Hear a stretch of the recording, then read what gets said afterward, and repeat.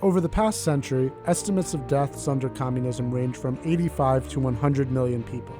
To many, the collapse of the Soviet Union and increasing economic freedom in China show the failure of Marxism. Yet many remain convinced that peaceful and productive communism is possible.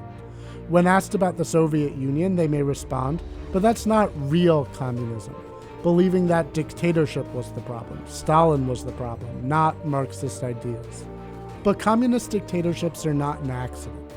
Rather, they're the natural outcome of Marxism put into practice.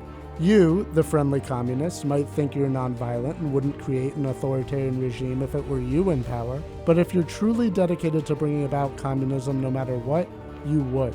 Don't believe me? Let's imagine your communist revolution. Be it violent or democratic, congrats, welcome to power. It's time to organize your new classless society. The first thing you might find is not everyone is so happy you're there. Society didn't unanimously settle on your vision. So many people aren't going to give up their property to be socialized willingly. But you don't believe in their right to private property anyway, so no matter, off to the gulag with them. What was theirs is now the people's.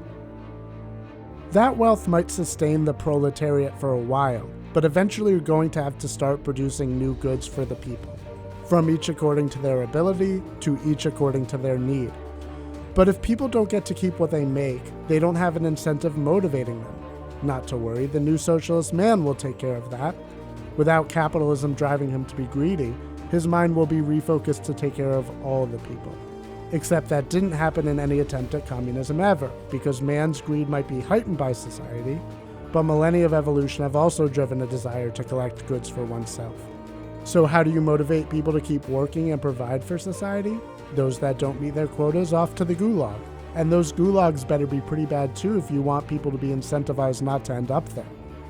And if you don't get your gulag sending decisions just right, you might end up crippling your production instead, starving millions. And if indeed conditions start to deteriorate, you can't let the people know it's better elsewhere or else they'll want to leave, worsening your production difficulties. So hello Iron Curtain and shooting runaways at the border.